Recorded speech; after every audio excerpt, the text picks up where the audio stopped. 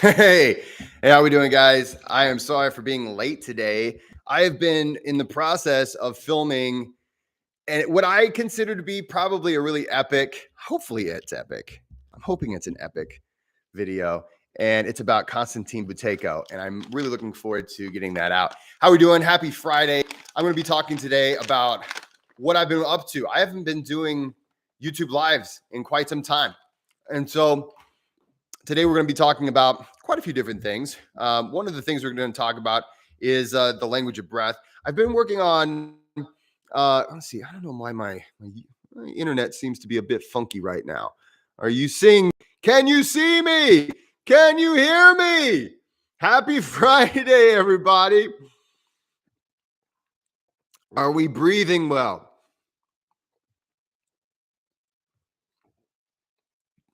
All right. So, hey, good to see you guys. Nice to have you here. So, what I want to be talking about today, I've been working on a online course, and it's called The Language of Breath. It is not like anything else I've come out with before. And basically, I've been working on an overlying philosophy of breath work, and I call it The Language of Breath. And I think you're really going to like it. But like, it's been taking up all my time. That's the thing. So I've written a book, and it's called A Practical Guide to Breathwork. If you've not read it before, you should. But I wrote that book in 2020, and I have to say this is just as hard, if not harder, than writing a complete book. Like when you start writing a book, or when you like, for instance, this course that I've started on, you're like, okay, cool. Yeah, I know what I want to teach in that course. I guess I'll just do this list of videos, and I'll just make these videos, and it'll be easy. And then filming a course is hard, especially whenever you're trying to make it to where it flows and you're not trying to, like, I'm trying to do more than just stuff here in my studio. I'm trying to do some stuff where it's like outside and things. And whenever you start filming outside, like I get a lot of like passersby. So I go to the local, like the woods that are nearby, and they're public, right? They're like public parks. Not a lot of people go to them during this time of year in Indiana because it's kind of chilly, right? It's a lot of people like, it's just a little too chilly. But people have been braving it a little bit more lately.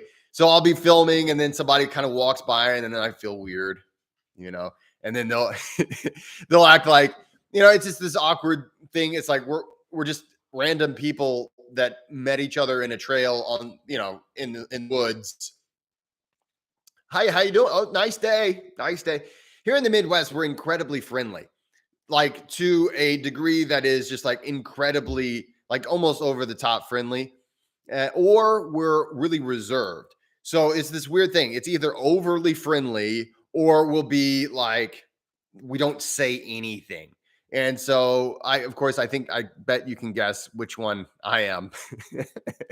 I normally am not the one who is not going to say anything. Normally I'm going to say the thing. I'm going to come out actually at workshops. So if you're in the Chicago area, by the way, this weekend, not this coming weekend, but the weekend after that, I'm going to be in Chicago at the Spear Training Center in Vernon Hills, which is just outside of Chicago. It's not in the downtown area. And as a guy who lives in small town Indiana, it always blows my mind that people are like, I live in Chicago, and I can't take a drive, because it's Vernon Hills, and that's a drive. I'm like, dude, I'm driving. I have to drive. It's like a 5-hour drive for me to get to Chicago, but it's really worthwhile. And I go to Chicago all the time, so I'm always happy to see everybody. Let's see here. In Budarta, I want to say thank you for always commenting on my videos. I see you, my friend, and I appreciate it. You're always saying interesting. And I'm like, whoever you are, you get me, and I appreciate that. One of the ways that people always ask, how can I support the channel? I'm not going to donate any cash. Obviously, the biggest way to support the channel is joining the Patreon club. If you haven't joined the Patreon club, what are you, crazy? You got to join the Patreon club if you can. It's like really awesome, and we do Q&A. You get all sorts of discounts. Also on the Language of Breath online course, it's coming out next month. You'll get a huge discount. Like the only group that gets the biggest discount is always in the Patreon club. Second biggest discount is if you're on my email list. So if you go to jessecoomer.com, get on my email list, you will get a discount on it as well. But the biggest discount is going to be coming for you guys in the Patreon club. But I don't know if you're in the club. I don't. But in Bidarta, thank you so much for commenting, because a lot of people ask, how can I support the channel if I don't have any cash? I'm broke as a joke and I want to support. Like and comment.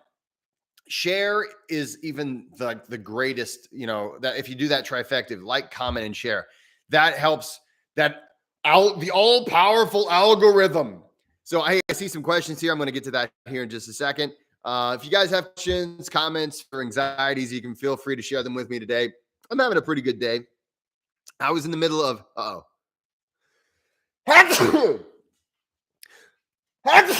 so this is a weird thing that I do. I just put mints in my mouth because I like having a mint in my little something, little minty. But for some reason, whenever I put a mint in my mouth, I always sneeze. Does anybody ever have that happen? Like even sometimes like really strong minty gum makes me sneeze. I don't exactly know why that happens, but it's my family. They're like, okay, because I'm tight, or bless you.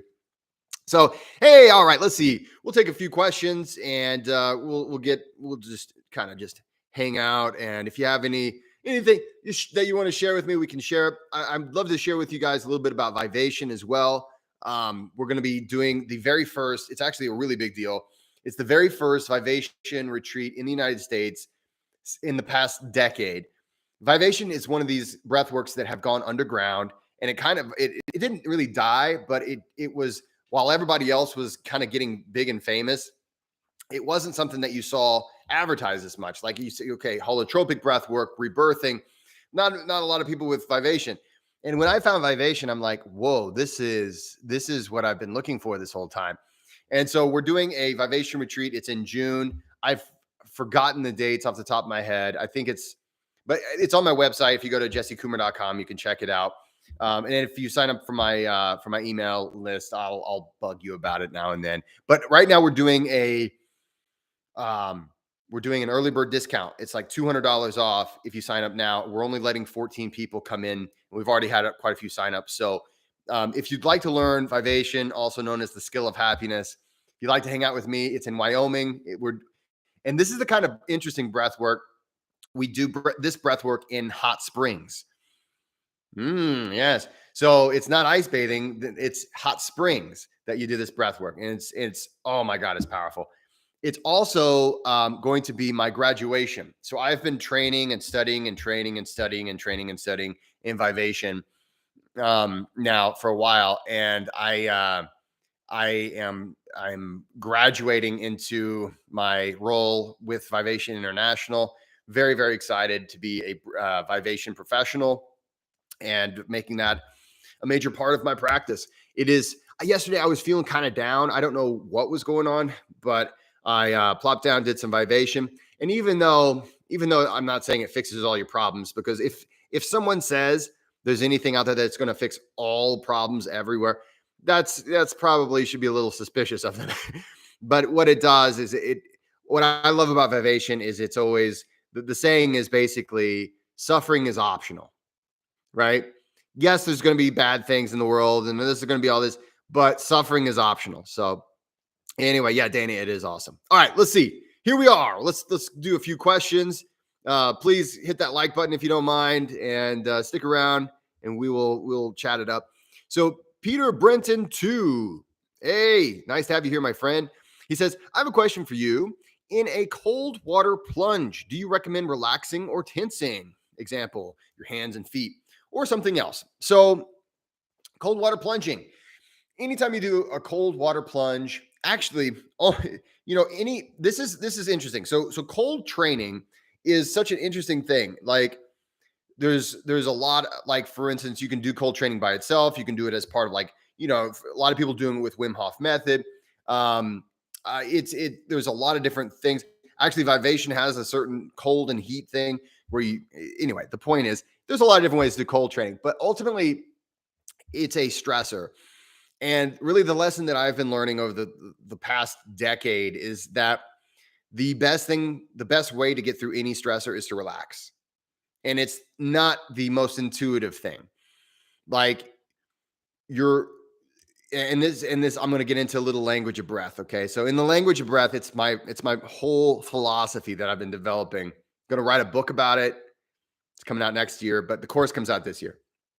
Ultimately, there's a part inside of you, okay, that's always trying to help you. That's always trying to help you to survive. There's a part of you. It's just as much you as the part of you that can think and speak, right? And it's always going to do whatever it can to help you to survive. Now, what that means is that there are times when it feels like it needs to brace itself. And this is actually very important for survival in many ways. Like if you are suddenly coming under an enormous amount of stress, like a huge amount of weight, like the ceiling is falling on you or something like that, you need to brace yourself. So your physiological self, that's what I call it, your physiological self will do certain automatic actions. Sometimes it's going to be the best possible thing for you. And a lot of times it's the best possible thing for you to brace so that you're, okay, I'm going to stand firm.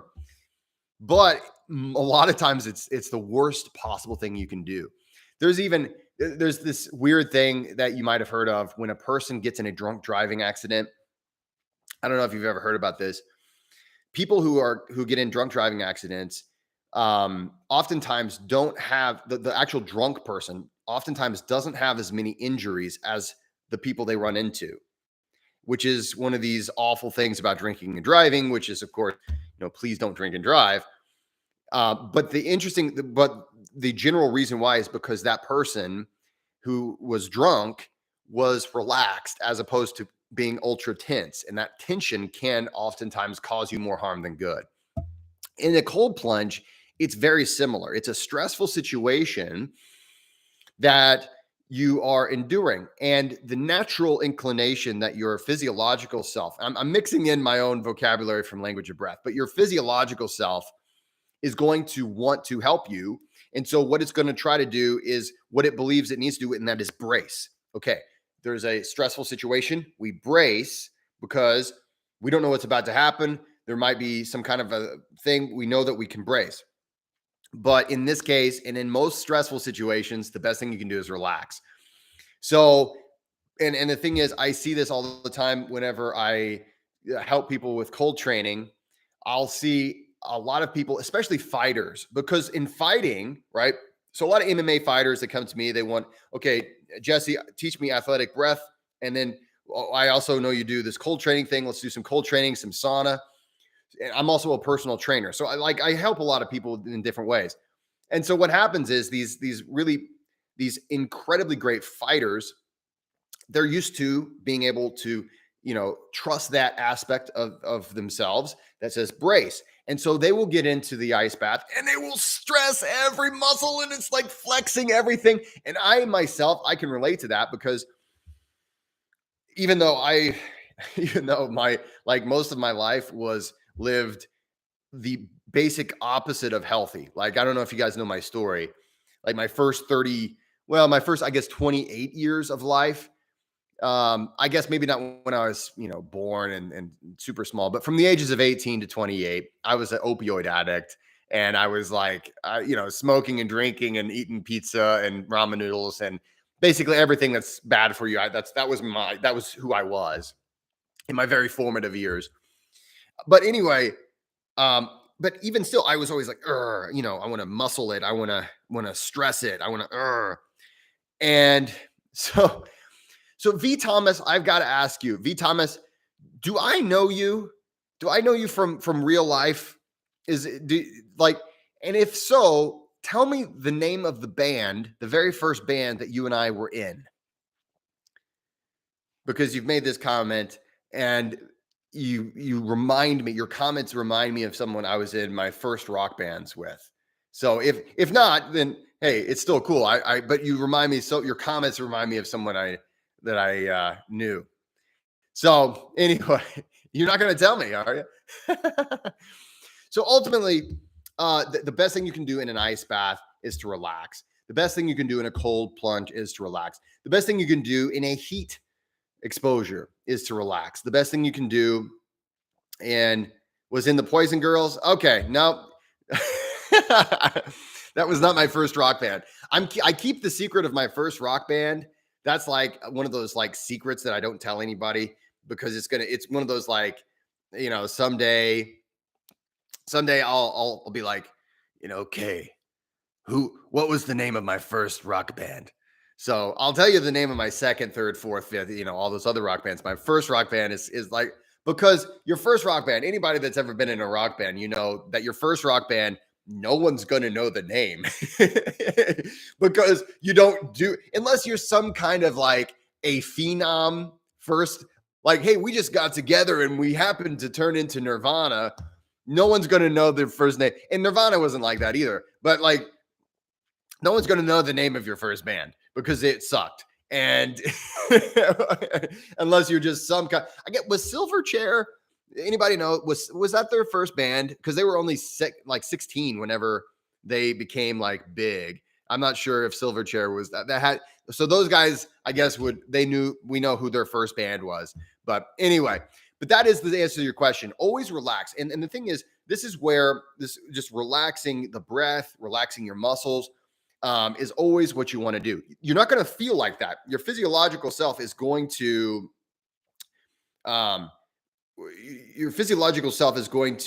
want you to tense up. That's the natural inclination.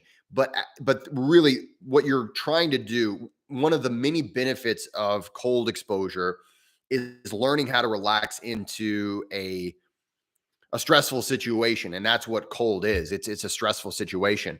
And so, and over time, you can train yourself to relax whenever, the world's on fire and you're just kind of, okay, all right, what needs to be done? I can actually be helpful. I can actually be useful as opposed to, freaking out. Silverchair brings you back, Dana. It brings me back.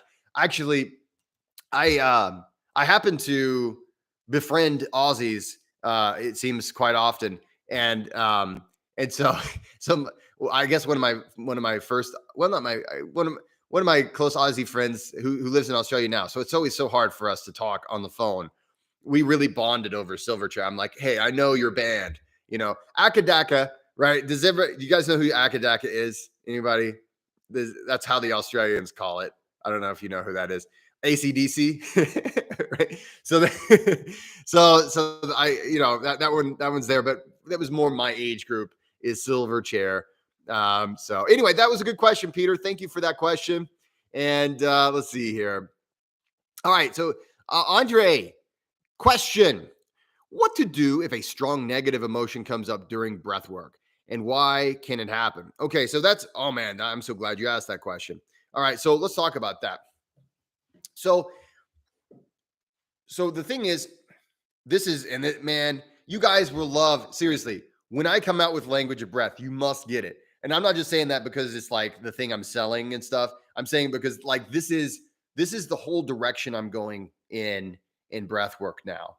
I'm still training, military. I'm still training athletes. I will always do that. And I'm always all about human performance. And that's what this channel is all about. But I'm really, really zeroing in on emotional health because that's at the root of everything. I strongly believe that. Now, it's interesting what an emotion is. Think about that. Think about what an emotion actually is. Like that's one of those things where it's like, okay, we think of synonyms, right? We think of other words that mean emotion, but think about what really an emotion is. And so I'm fortunate enough that I've befriended neuroscientists and I'm going to be working with research psychologists. So I'm really fortunate to be running in circles where I can really just say, tell me all this stuff. And they tell me like so much. And you got to remember, I'm an academic, I'm a researcher, but I didn't major in the sciences. I majored in research and rhetoric. And I'm a university professor in research and rhetoric. So I'm primed, but I don't always speak the language of science ease. And so I don't always retain everything. But ultimately, when it comes to emotions, there is a part of you, okay, that is not a conscious part of you. It's what we might consider some of the lower parts of your consciousness that declares that there is a need for some action to occur. And when this happens, it manifests itself in many different ways. Now, I go into great depth. I'm going to go into great depth with my book and the course. But one of those ways is emotions. And so when you're doing a breathwork session, and I don't care what kind of breathwork it is, maybe it's not even breathwork. Maybe it's you're just walking down the street and you feel some kind of, especially some kind of what we might consider a negative emotion. First of all, there's a few things that have happened there. And in Vivation, we would consider this to be sometimes we have a choice when we have any kind of feeling, right? That we're not necessarily automatically okay with. We have a choice. One of the choices is to suppress that emotion. So try to distract ourselves.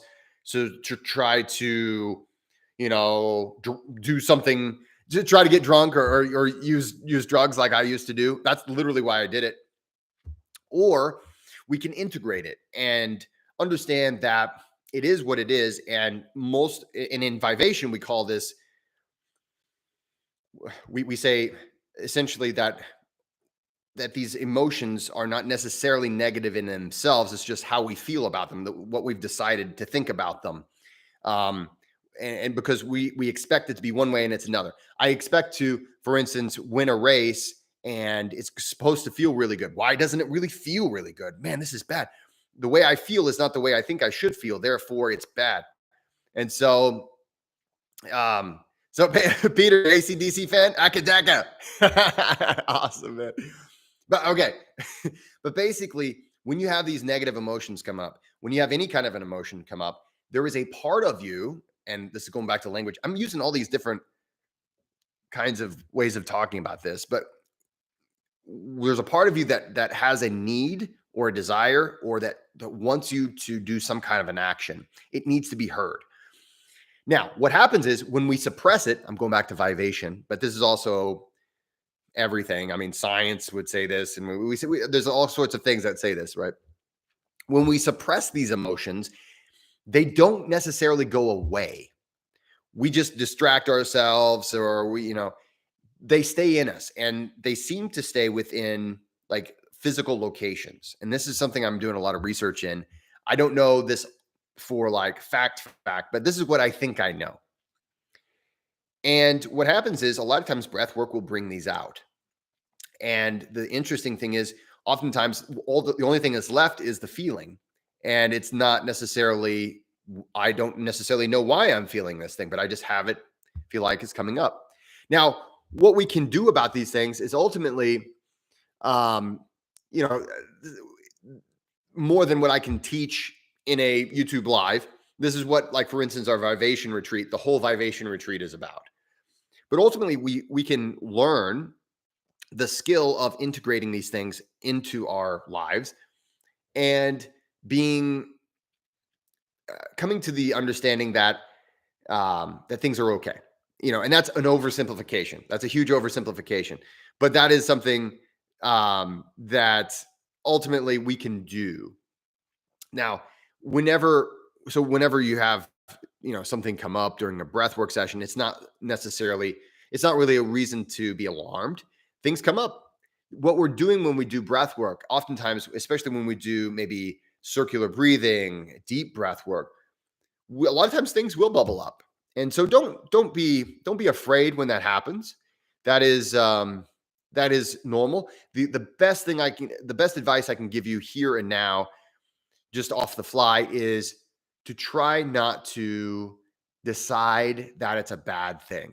Try to be observant without making judgments, and try to remind yourself that you are perfectly fine, that you are in conscious control of this breath work, and maybe something got shaken loose. It's not necessarily a bad thing. It's just an emotion. It's just an energy, a pattern of energy that you've discovered. So observe it, be curious about it, and be willing to say, okay, this does not necessarily reflect anything about me. This does not necessarily reflect something that happened today, or I don't have to figure it out. All too often, we waste a lot of time trying to figure it out, and then we never do, or we do figure it out, and it doesn't bring us any comfort. The best advice I can give you here, and of course, come to the Vivation retreat, and I'll give you a lot more advice, is to understand that you're okay, that you can move forward, that this thing is just you can kind of look at it as just a pattern of energy with you in you that maybe was stuck there, and maybe you set it free. All right, and I wish I could go on and on. It literally takes 3 days to learn Vivation, which is like that's what we focus on in Vivation. So I'm so excited. There's so many things, so much growth. I like this is the thing. Like, growth is always discomfort, right? There's always growing is never a comfortable thing. Like for instance, when a child has growing pains, it's not a comfortable thing. It's painful. And so this past few months, especially, man, guys, I have been growing a lot. And so I'm really excited to share these things with you. And I want to share it all at once. And I know you guys probably understand, you learn these things and just find all this stuff out, and you're like, whoa, there's so much more than I thought there was. I've got to tell the world, but I've got to calm down, Jesse. Keep it, breathe through the nose.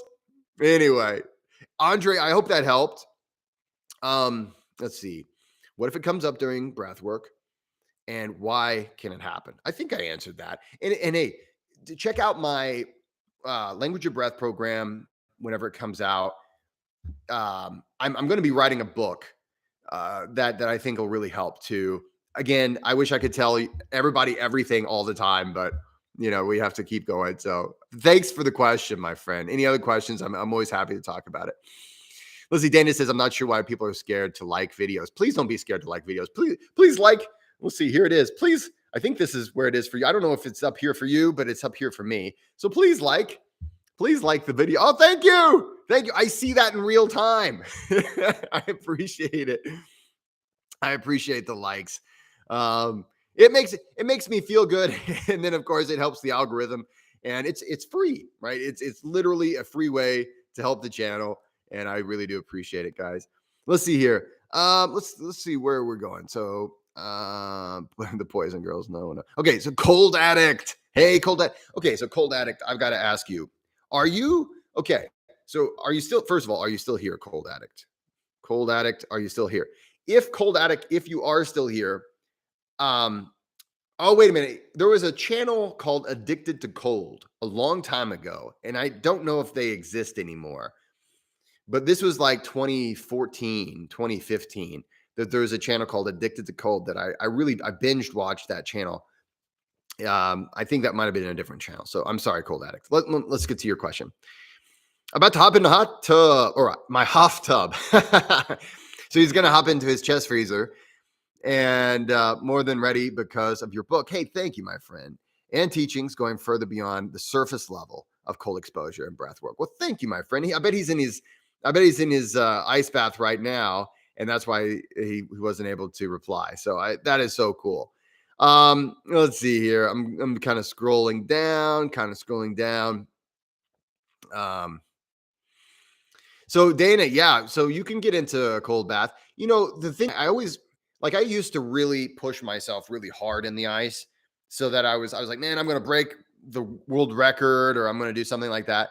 And really, guys, lately I have been not doing a lot of intense cold training. I've just been saying, you know what, this is for my health. I've got a lot of things going on.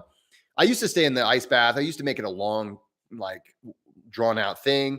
Yes, Papa Geek, I am on YouTube Live. I'm so glad you're here. Skull. I need to, it is Friday. Maybe I should get an IPA out and cheers. But anyway, it's an IPA. It's got to be an IPA, because that's what bearded men drink, right? So anyway, or a port, or a porter, right? Anyways, so I've just been doing cold showers lately, and then short ice baths. maybe a minute, maybe, well, usually about 90 seconds to 2 minutes, and I'm done. So when it comes to down to it, a lot of people get really into it. And I wrote my book whenever I was really heavy into, like, every day I would nothing less than 5 minutes in like 30, like right at 0 Celsius. Like I'm pretty much it was almost solid when I was in it. And I was in there 5 to 10 minutes a day, up to 20 minutes a lot of times. No, I'm not quite as hardcore as far as time goes. I've got more demands on my time right now, but who knows? Maybe I'll get back into getting it heavy. I'm planning on hopefully coming out with the third edition of a practical guide to cold training. It's the second edition's available in the ebook format on my website right now. If you get the second edition, you'll automatically get the updated file whenever the third edition comes out. My hope is that I'm going to have interview with Joseph Coburl, who he was one of the world recorders. He had the world record. I think it was like 2.5 hours or 3 hours. I forget exactly how long his longest ice bath was. This crazy guy, he gets out of the ice bath. He just broke the world record. And the first thing he does is slam a cold beer and then eat an ice cream cone. Like, there's video of this, and he hasn't even changed his clothes. He's still in his Speedo, and he drank a beer. I mean, that is, you talk about like the most Viking thing to do. And so anyway, I'm going to hopefully have him in the book. He has a really kind of a cool style of cold training and visualization, which I find to be really fascinating. So he's right now, Kath Pendleton is in there. She's the first person to swim a mile in the Antarctic Circle. And so all of her stuff's in there already right now. And then the new stuff will be coming out. So pretty cool stuff. What if I can't get my wife to jump on board because she is already cold all the time? Oh, Dana, I hear you. I hear. Here's the thing. When it comes down to it, the people in our lives will not be convinced by us nagging them. I know this from a fact. My wife, she is not into cold training. I go to these, I do I'll do like Wim Hof workshops, or I'll do athletic training where there's ice bathing, and they're like, "Oh, your wife must get into this too, right?" No. Yes, I have gotten her into. She actually was taking cold showers before I was taking cold showers, but then she quit. She heard about what they call the contrast showers. She heard about that, but in the I think it was a 4-Hour Body by Tim Ferriss, and so she tried that when we were dating, and then she kind of abandoned that, and then I've gotten her in one ice bath, but after that she's like, "I'm done with it. You can do that, Jesse." And she cheers me on. My wife, I'm gonna have to have her on here sometime, just because, like, I was talking about her yesterday, and basically, like, everything good in my life is because my wife cheers me on. I remember there was this time in 2015 or something like that. Well, you know what? I don't need to go on and on. I don't need to gush over my wife. You guys don't need me to, oh, my wife. But hey, she was very supportive. It's just she's not into doing the ice bathing herself. And hey, that's fine. She does a lot of stuff. She's really into Pilates now. She's done ultra marathons before, and I'm not all about ultra marathons. I go hit the weights at the gym. I'll do some cardio. I'm my goal. I'm shooting to get in the 1,000-pound club, with my deadlift, the 3 Olympic lifts, deadlift, bench press, and squat. That's my goal. Definitely not. I don't have any kind of, I don't enjoy running, but I do cardio just because I have 2 torn meniscuses, or is it menisci? Is it meniscuses or menisci? I don't know. But basically my knees, I've torn them up. And so I am more of I love jujitsu. I'm going to get back into that this summer too. So anyway, no, she's not in it. And Dana, I would say the best thing you can do is just enjoy yourself. Don't nag her. And eventually she might want to try it, and just cross your fingers and hope she likes it. But one of the tips I'll give everybody that's listening is if you're wanting to get somebody into doing cold training, give them the easiest, lowest bar on their first time. Don't make it super challenging because you want to show off. Like be honest with yourself. You don't make it super challenging because you want to show off how you can get in there and it's no big deal. And then, you want to show that, wow. And part of you is like wanting to show just, wow, look, if you got into it, look what you'll be able to do. Look, but believe me, you want to set it as low bar as possible because you want them to come back.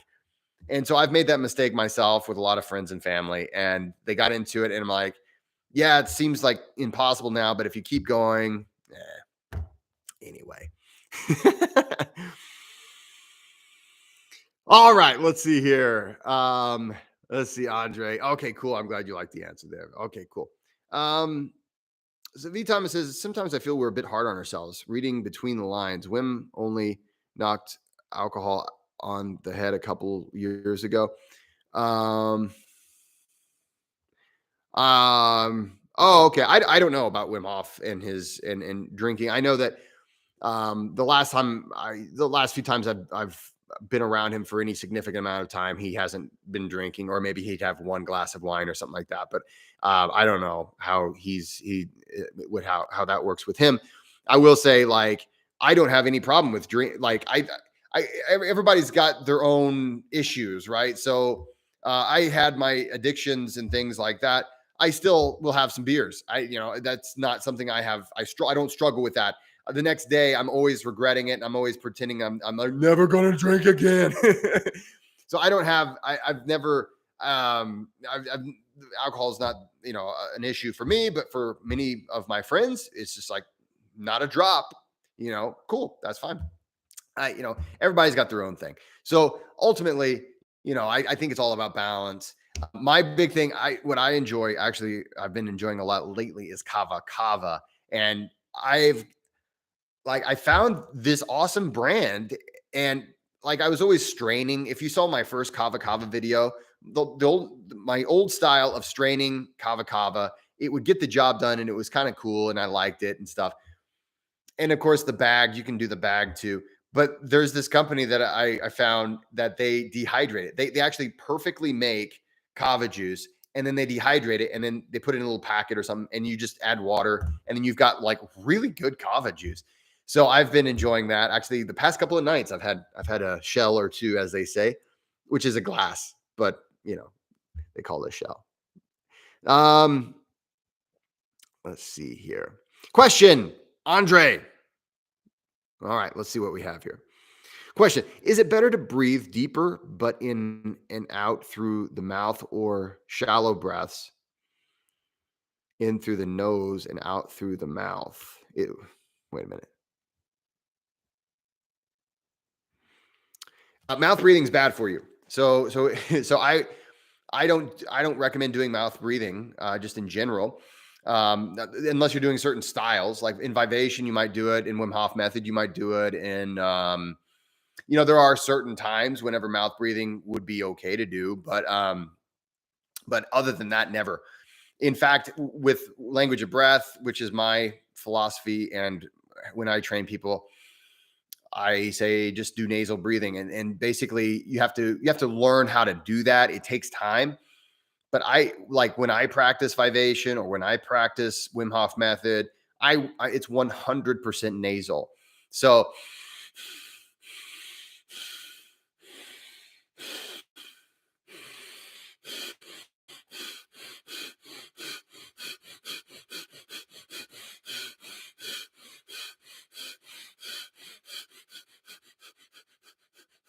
and you can make it. I mean, you can get to where you just never have to breathe through the mouth. And so I tend to, like, if you're talking about circular breathing, if you're talking about like certain styles of breath work that would be intense styles, I personally recommend breathing in and out through the nose. However, you might not be at the place where I am.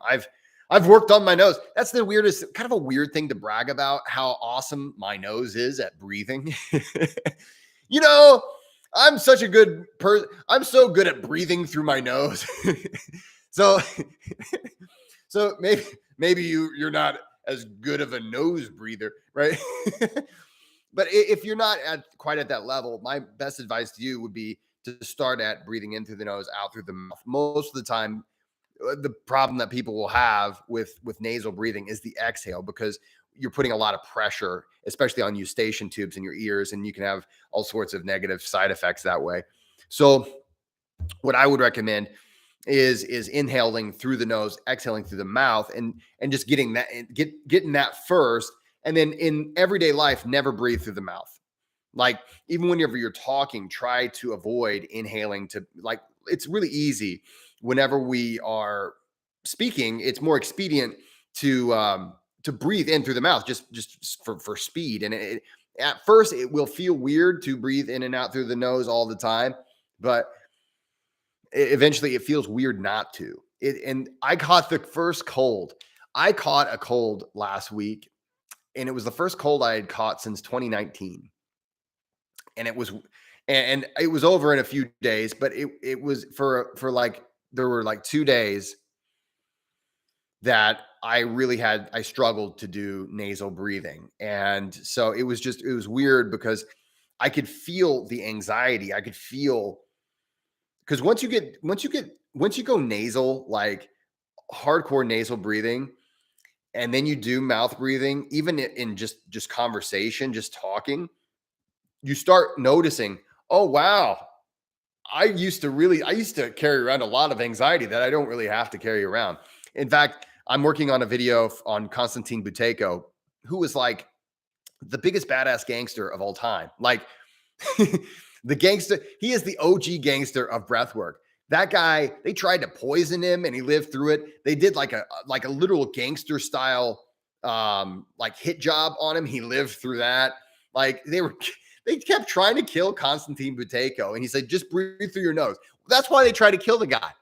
They had this guy, he was helping people by, they were all these crazy things that people, they're like, hey, this is the medicine. You have to take the medicine. It's like, well, how about just try not breathing quite as much? Just minimize how much the volume of air you take in. And he was helping people, and the people would get cured. And then they're like, oh, we got to kill him. We got to kill him. Like, they kept on doing death threats and all this stuff.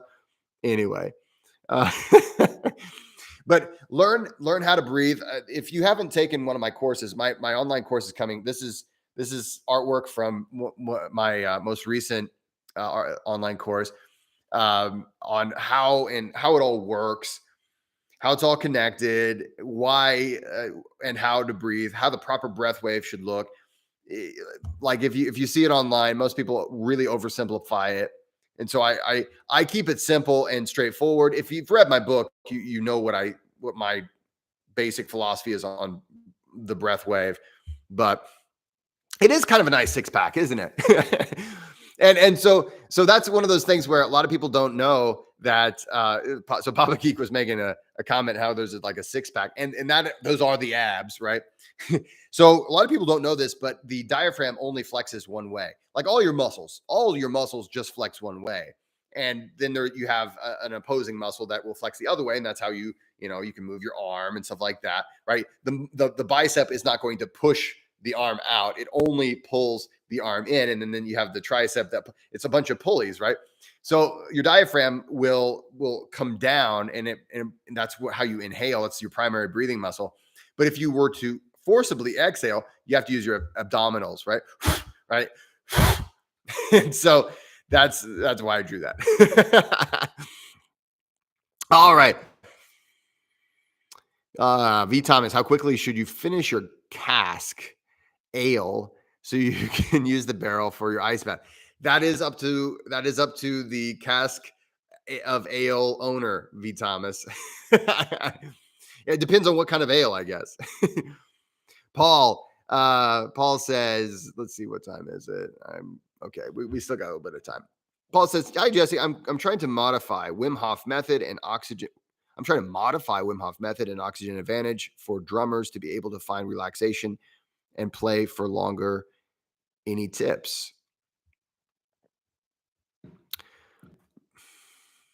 Well, not really. Okay, so yes and no. So for instance, like like I can tell you how to improve your breathing. Uh, and if you're a drummer, awesome, rock on, my friend, rock on. It's been a little while since I've played this guy here.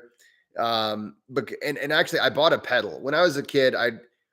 When I was in bands in my teens and 20s, I'd never have enough money for a really nice pedal, so I finally bought a nice pedal. I need to use it more often. But basically, Paul, what you're going to want to do is, I mean, I don't see the need to modify the two. You can just use both. If you take my course, which is coming out in June, I don't use Wim Hof method in it or Oxygen Advantage. It's just all my own stuff, and yeah, I mean it's influenced by everything, um, but ultimately, I explain how the fundamentals of how this stuff works and how you can combine things and how you can get other things moved together. I would say, you don't necessarily have to modify them for drummers because, I mean, you can just use them both. In fact, one of my, uh, I'm trying to think. I've known a lot of rockers that use them both. Ultimately, Oxygen Advantage is just modified um, Buteyko method. And Buteyko is method was he was the reason why we practice Buteyko is because he was the first guy that really decided, hey, listen, the CO2 thing, this over breathing thing is the problem.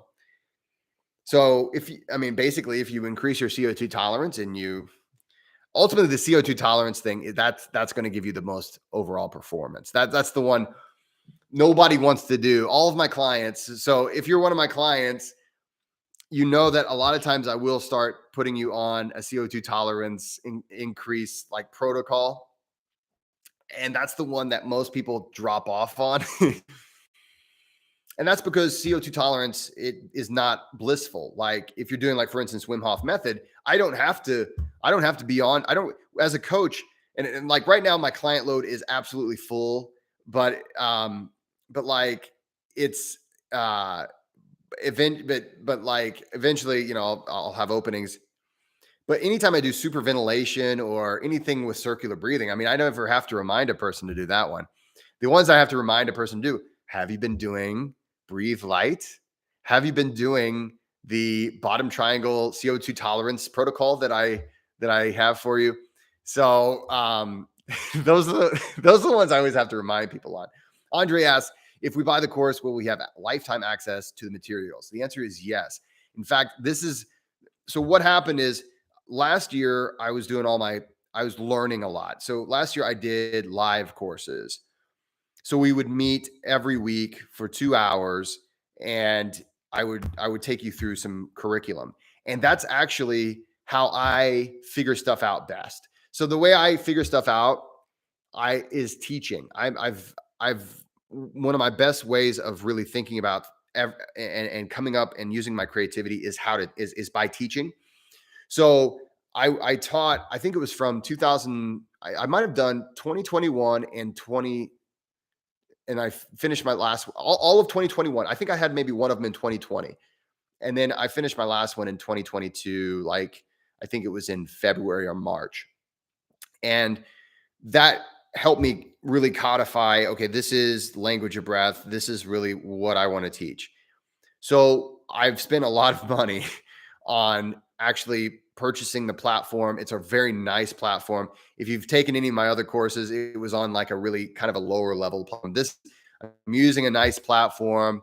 Everything's going to be very polished, and it is a self-paced course. So you don't have to meet twice a week or once a week or anything like that. It's as soon as you purchase it, you have access to all the materials. You have access for life, and it takes you step by step to developing wholeness. That's the big thing that breath work is missing. Everybody's talking about control this, control that, control your emotions, control your this, and it's like, okay, I see what you're saying, and I've said that myself, but ultimately, it's about wholeness. It's about learning how to get the most out of yourself, and that you're not just a body and a mind, or mind and a body, or whatever. it's not this geographical changes and then it's this like weird, Pinocchio type of a situation. You are actually a team. And if you don't have a functioning team, you're never going to you're never going to have ideal health. Now I'm not going to say you're never going to get sick or any of those over the top claims from my philosophy of breath work, but I will say that you'll be able to feel more comfortable in your own skin. And this is something that I've been working on, feeling comfortable in my own skin since I was a kid. And I had crazy addictions and anxieties and things. And it wasn't until I really learned to codify this out. Okay, it's not just this technique does this trick. It is like, for instance, it's not just Wim Hof method or oxygen advantage or even Vivation, or it's about wholeness. So that's what this course is about. Now I teach you a ton of techniques, and at the end of it, you're going to be a fantastic breathwork practitioner. And I teach you some techniques that I invented myself.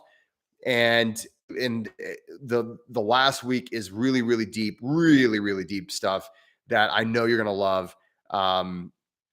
And that is going to be new to you. And so I'm really excited to bring it out. It's going to come out in June, and hopefully we're actually in the process of finishing everything up. I'm still doing some of the videos. I have to refilm some things. Sometimes I'll say the wrong thing and it ruins the entire video. So we're in the process of polishing it up, getting it done. Today, I just took the day off from filming. I had a bunch of other things I needed to get done. I went to the gym at least I exercised. I wanted to do a YouTube live because I've missed this, and I appreciate you guys a lot. And there's so much fun on Fridays. And maybe I will go have a beer after this, Papa Geek, and I will say Skull too. I'll face the east. I'll face my Nordic brother and give a cheers to you, my friend. And to all of you guys. I really appreciate you guys. Let's see here. Papa Geek says, I see that the whiteboard has upgraded since okay, that's right, with the 6-pack. That's true. Yeah. I don't, my whole philosophy of teaching breathwork has really grown. And that's what I was talking about earlier, is that growth is always uncomfortable. And I got to say that it's been a long journey, but I've really come into what I think is occasionally you put in enough hours, you teach enough, you learn enough. I'm not saying I'm done doing either of those things, or that, who knows, I may come, maybe in the future, I'll develop something completely different, but eventually you're like, I think I actually have something to say. And that's something, it's a very, very, it's almost a scary position to be in. It's like, no, there's something I need to say. There's something I can add to the conversation. And I felt that way when I've written my ebook on cold training, when I wrote my paperback that you can find, a practical guide to breath work. And I feel that way now with the language of breath and the course. And then of course I'm writing the book as well. So I'm really, really incredibly grateful to my Patreon members. If you haven't joined the Patreon club, check it out. You're my guinea pigs, whether you know it or not. I've been, you get first dibs at the workshop, at the laboratory. When it comes to breath work is both science and art. This is the beauty of breath work. There's science and art there. And it is, is this great privilege to provide you with these things that I'll get influenced by this style or technique. Okay, I've been experimenting with this or that. So you're a proud pig, Ian, and I am proud to have you, my friend. I'm proud to have you. Ian actually, he just slipped into that open spot that I had. I was just, before you got here, Ian, I was talking about how I'm full on my client list. Ian just slipped in. He swooped in whenever I had a vacancy. And so we're working together. And so it's nice to have you here, my friend. Carla. Hey, Carla. Carla is in the Patreon club. So in the Patreon club, there's some folks that never comment or say much, and I'm cool with you guys, and I love you so much, and I appreciate you being there. Not everybody's a commenter, but Carla, you are a commenter, and I love it. I love seeing your reactions. I love this nickname. What is the nickname you've given me? Is Jesse the Cold Coomer or Cold Man Coomer? So these things make my day. These things are so like they just bring me so much happiness. So oh man. So hey, Peter Breton, hey, you've hung out this whole time. I'm so happy. Thank you, my friend. Peter says, I'm a big fan of your cold training book. It's extremely accessible, pragmatic, and practical. Well, thank you. My big thing is I think there's a lot of people in the biohacking space and in breath work, in cold training. There's some people that oversimplify it and don't do it justice, right? Because the way I say you should simplify, what is it? Was it Socrates or Aristotle? I think it was, I forget who said it, but he said that you should make everything as simple as possible, no simpler. No, that was Einstein. You should make everything as simple as possible, but no simpler. And so I think sometimes there's a lot of people that want to make breath work, cold exposure, heat exposure, biohacking, like supplements and things like that. All the things I'm into on this channel, this is what I cover all the time. I think a lot of people want to oversimplify it. And then I think there's some people out there that want to make it sound way more complicated so that you think they're smart. I'm not going to say the people's names, but there's this guy I follow on Instagram who I met a long time ago when I didn't know who he was. And then later on, I reached out to him. I was wanting to interview him and he wouldn't respond. But I was like, okay, you're hot stuff. I understand. I'm not going to take it personally. But nowadays on his Instagram, he always makes everything sound way more complicated. And I'm like, you are using 17 words when one will do. So yes, Carla, I didn't know if it was Socrates, Einstein, Aristotle. It probably was none of those. It's probably like Mark Twain or something. No, I'm pretty sure it was Einstein. Make everything as simple as possible, no simpler. I think that's who it was. But it could have been, who knows? Sometimes it's Friday, I'm a university professor, so I quote people a lot, or I teach people how to do quotations, and and it's end of finals week. So it's been a crazy week in both of my jobs. And so I'm just going to say I'm just going to let it might have been Charlie Brown. I'm not brilliant. I promise, Carla. I will say, I feel like basically I'm the result of what happens whenever a person is just too dumb to quit. Anyway, guys, let's see. Ian, wait a minute. Ian, COVID, I'm the only one in my house who's not been to the hospital. Oh my God. Well, I'm so glad. Well, okay. So, and he said, I fully believe breath work helps. If you exercise the lungs, if you actually use these things, I think that is step one. I think that's why when people oversimplify breath work, they feel like, wow, look, it does. So some people that oversimplify it to its detriment. And I think like there's a lot of apps out of there, like breathing apps, things that they just oversimplify it. But the thing is, even oversimplifying something that you don't do enough of is better than not doing it. So for instance, a person going to the gym and all they do is they get on the treadmill, okay, or something like that. That's, you're not really going to see amazing results, but compared to the sitting on the couch, you're going to see amazing results compared to sitting on the couch. And it's kind of similar. But I think Ian, you've got to keep doing that breath. And I think I see you next week. So we will hopefully pick up where we left off. We were going to do the listening exercise. The listening exercise is something that Patreon members have access to a sneak preview of. The listening exercise is very deep breath work is language of breath. It's my own invention, and it's something I think you're all going to love. What subject do I teach at university? I teach research and rhetoric. So I was an English major, and I was an English and art major who was also a musician and a hopeless drug addict. that was me. And so I was the opposite of health and wellness, but my family was a health and wellness family. My family owned and operated a nutrition store for about for about almost like 15, almost 20 years.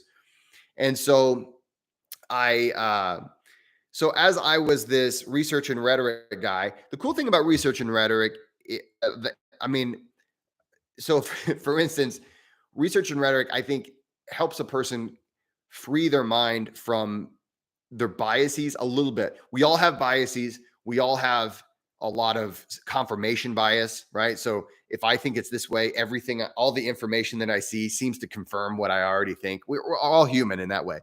But one of the cool things that it does is it really challenges you to think beyond that. And it helps you to become actually, I think, intellectually honest, which is the foundation of my breath work practice, which is the foundation of fitness and health, is that you have to be honest, and you have to say, okay, this is really the this is the and this is the premise of the five tenets of the language of breath. And I'll tell you more about this whenever you take the course. But the first tenet is awareness is the foundation of all positive change.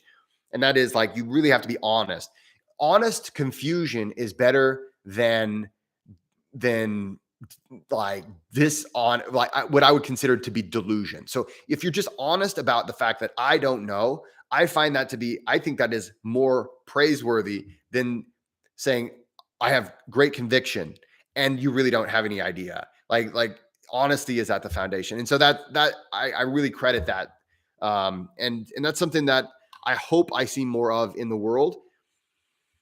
But I don't always see a whole lot of honesty in the world. But Ben Johnson. Okay, Ben. All right.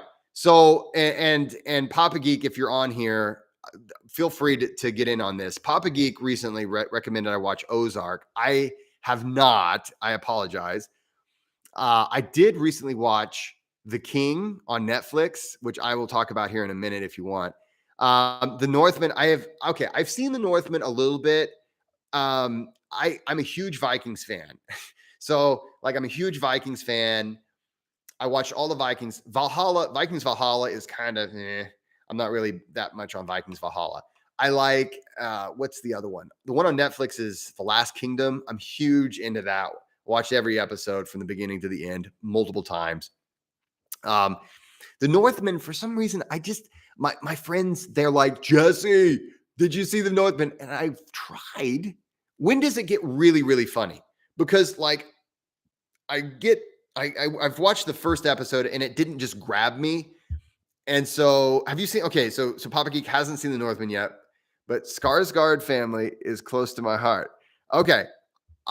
Okay. What I'm going to do, Ben, is I will make this vow, because I have finished all of the things that I think I'd like to watch at this point. And I actually am trying to kind of relax a little bit. I've been going 1,000% lately. I'm going to watch some more Northman, and I will report back next week on my findings. Let's see here. Let's see. Winged Hussar. Yeah, Winged Hussar. I know this might seem weird to ask, but do you have any tips for chronic loneliness?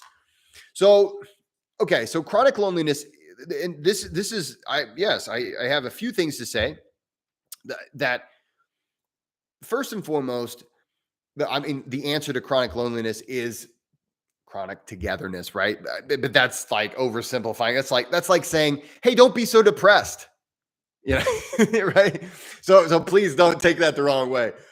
But the thing is, I think the foundation of chronic loneliness, and I've gone through this, and my friend Winged Hussar, this was, I think, at the foundation of my addiction. Whenever I was an opioid addict, I think that was really kind of at the foundation. There's a lot of things that I think come into play, and I think you have to be honest with yourself as far as what these might be, and be patient with yourself, but be diligent about working on yourself.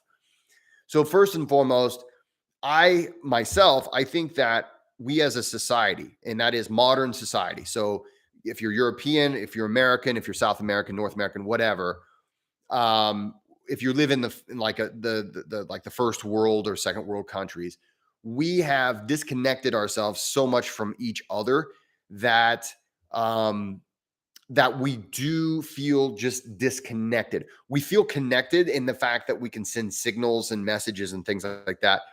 But there is actually like we need to be around flesh and blood, even if not in a, hey, I'm a best friend, I'm hanging out with my best friend.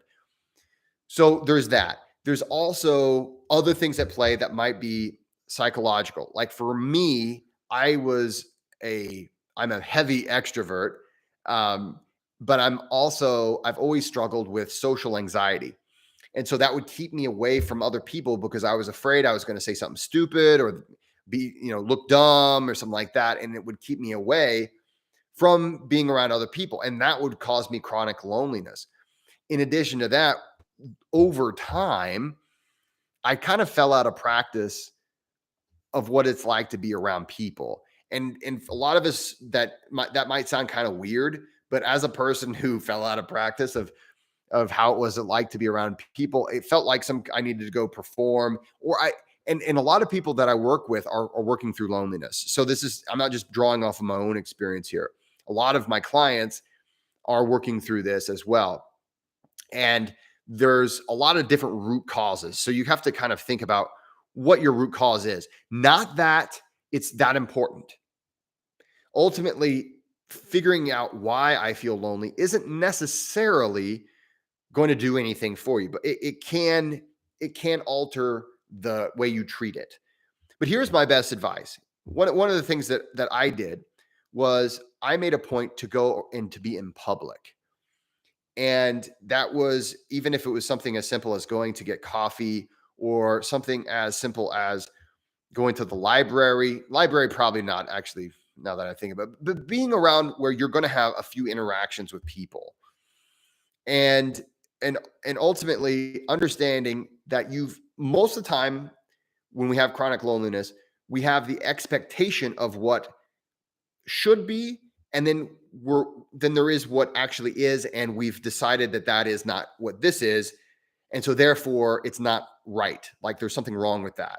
And in reality, this grand thing that is like you expect to, go have belly laughs all the time, that's not even it's not even like we've got these grand notions, and oftentimes they're from like TV shows and movies and things like that.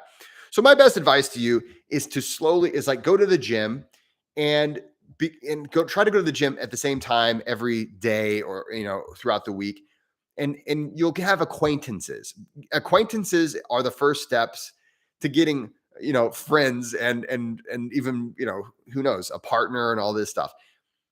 Um, but understanding that you're not alone, I think, is at the very foundation. The very fact that you feel lonely is something you share with every other human that's ever lived. That's, I think, something that was really profound to me. It's called the human condition. And we all have that. All of us have that. And we're all feeling it to a certain degree throughout our lives, maybe more or less certain days. So you're not alone. Every human that's out here, we're all feeling weird, all kinds of crazy emotions all throughout the day. We feel like what's interesting is that from the time you get up to the time you go to bed, we're different people sometimes throughout the day. They're like we change, like how we are even changes throughout the day. So my best advice to you, my friend, is to understand that you're not alone, that everybody deals with this. It's just that oftentimes we look at other people and we think, man, they've got it all figured out. I think on my YouTube channel, I think I've released the Journey breathwork experience. I know it's in the Patreon club. If you haven't done the Journey, that is dedicated. That's dedicated. That came out right during the midst of the pandemic, whenever we were all alone. And so that's dedicated to you. I don't have any tips, my friend, on your ayahuasca experience. I apologize. I've never done ayahuasca. I've done other psychedelics and things like that, but that is not my bag these days. It may be someday, and I have nothing against it. It's just I myself have not done ayahuasca. I find that I can reach altered states with breath work, and it's really all I want. So I just haven't been called to it. But next, you said it's next weekend. Well, I hope it's a wonderful experience, and best wishes to you, my friend. Let's see, another Severance.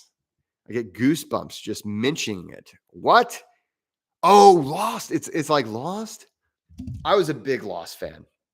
I binge watched it because it came out, and that was back when Hulu was free, and I binge watched all of Lost until I got to the part. I waited until the law they had the 1 year writer's strike, and then I binge watched all of Lost, and then the ending was but it wasn't that bad. Anyway, my friends, guys, happy Friday. We have gone a little bit more than an hour. I really appreciate all the likes. Thank you so much. If you haven't already liked, please do so. Look out for, hey, thank you. Look out for the new course, The Language of Breath. It's coming out very soon. I'll talk about Sudarshan Kriya before I leave here in just a second. Language of Breath is coming out very soon. It is a passionate project I'm coming out with. There will be a book that I'm writing about it. Like it's really some of my best work.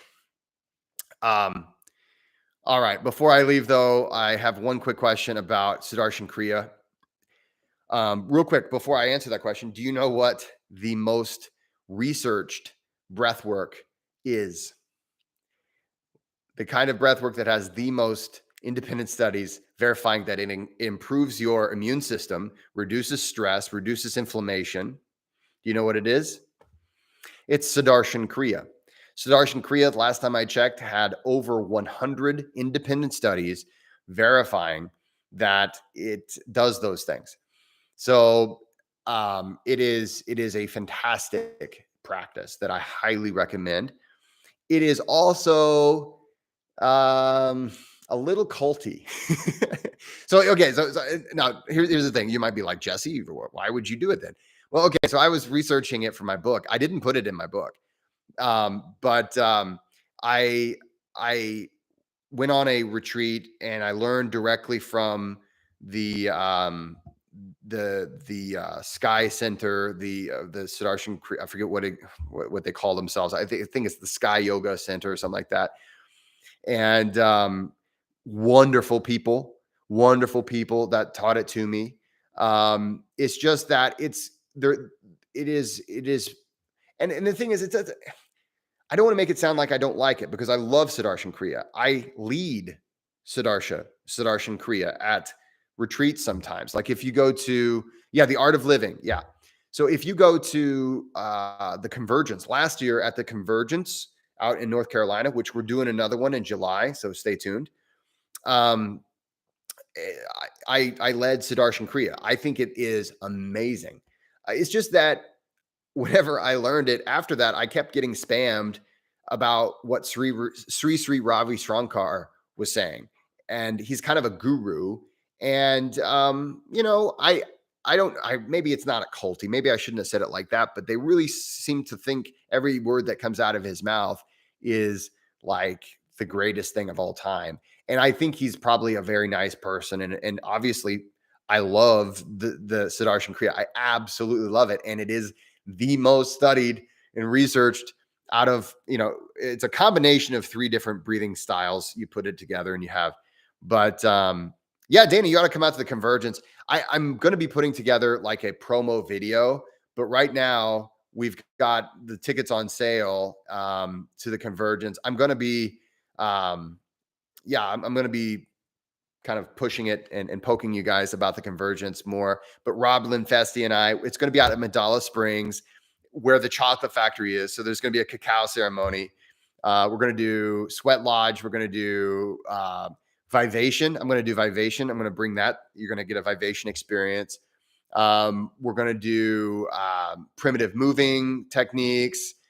It's just going to be awesome. So Dana, you ought to come out. Anybody want to come out? We had a great time last year, and you'll love it. So anyway, but we've also got Of course, we got a facilitator for the sweat lodge. Rob and I are not facilitating that, but like it's just going to be a lot of cool stuff. Anyway, but yeah, we're going to do the convergence every year. So hopefully, as long as it's successful, it can't be a flop. If it's a flop, then I guess the convergence dies. When I would hate for that to happen. So come out and see us. It's a really awesome weekend. Plus, I bring this guitar and we do campfire songs. So not just campfire songs. We a lot of times we'll do like it's 90s music a lot of times because it's me playing guitar. But anyway, but yeah, I love Siddharsham Kriya. Um, I had the opportunity to actually become an instructor, and I chose not to do that.